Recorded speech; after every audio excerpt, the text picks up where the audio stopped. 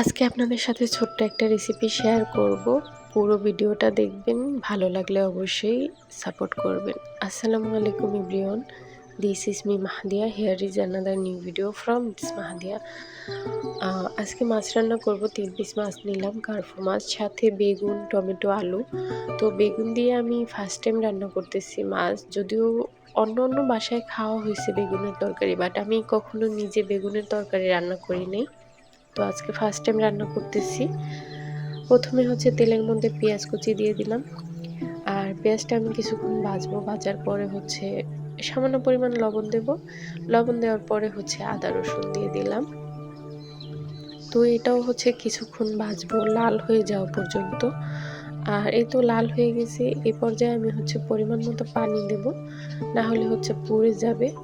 তো পানি দেওয়ার পরে হচ্ছে হলুদ গুঁড়া, ধনিয়া গুঁড়া, তারপর জিরা গুঁড়া দিলাম। এরপর একটু মরিচ গুঁড়া দিয়ে দিলাম, আর এটা মিক্স করে ভালোভাবে কষায় নেব। তো এটা কষানোর পরে যখন দেখব তেলটা উপরে উঠে গেছে, তখন হচ্ছে আমি মাছটা আগে কষায় নেব। যদিও এই মাছটা ভাইজা নিতে পারতাম, বাট এই মাছটা ভাজলে আমার কাছে ভালো লাগে না। ভাজলে তো শক্ত হয়ে যায়, আর ভাজা ছাড়া যখন আমি রান্না করি এটা হচ্ছে সফট থাকে অনেক। তো যেহেতু ভালোভাবে একবারে পরিষ্কার করছি যেন গন্ধ টন্ধ না আসে, তো সে কারণে হচ্ছে আমার আর ভাজার দরকার নেই। মাছের মধ্যে একেবারেই কোনো গন্ধ থাকে না, মানে আমি ওভাবেই প্রসেসিং করি। তো যাই হোক, এখন মাছগুলো উঠিয়ে নিব, আর হচ্ছে সবজিগুলো একটু ভালোভাবে কষিয়ে নেব। তো প্রথমে হচ্ছে মাছটা উঠানোর পরে এটা হচ্ছে ভালোভাবে নাড়াচাড়া করে তারপরে হচ্ছে কষাইতে হবে, কারণ মাছগুলো আলাদা করে নিলাম, না হলে তো ভেঙে যেত। তো এটা প্রায় হয়ে গেছে কষানো, একবারে বেগুনগুলো সফট হয়ে আসতেছে, নরম হয়ে।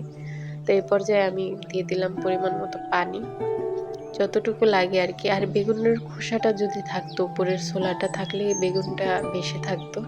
তো যাই হোক, এখানে রান্না প্রায় হয়ে গেছে। এখন হচ্ছে লাস্ট পর্যায়ে আমি হচ্ছে একটু নেড়ে চেড়ে দিলাম ভালোভাবে, আর যেটা সেদ্ধ না হয়েছে সেটা নিচে দিয়ে দিলাম। এই তো প্রায় হয়ে গেছে। এই পর্যায়ে আমি একটু ধনিয়াপাতা দিয়ে দেব, আর ধনিয়াপাতা দিয়ে তারপর হচ্ছে নামিয়ে নেব। জানি না তরকারিটা কার কাছে কেমন লাগবে, বাট আমাদের কাছে তো ভালোই লাগছে বেশ, আলহামদুলিল্লাহ। মানুষ ৩ জন ছিলাম, তাই হচ্ছে ৩ পিস মাছ রান্না করছি। আর তরকারি সেই অনুপাতে ঠিক আছে, মানে বেশিও না কমও না, যতটুক লাগে আর কি। তো এই তো রান্না শেষ, রেডি করলাম, বাটিতে নিয়ে নিলাম। তো ভিডিওতে ভয়েস দেওয়ার ইচ্ছা ছিল না, যে কারণে হচ্ছে ভয়েসটা বেশি একটা ভালো আসবে না, ভাল লাগতেছিল না আর কি। তো অনেকদিন যাবত তো ভিডিওটা ঘুরতেছে আমার ফোনের মধ্যে, ভাবলাম এটা এডিট করে পোস্ট করে দেই, তারপর ডিলিট করে ফেলবো ফোন থেকে।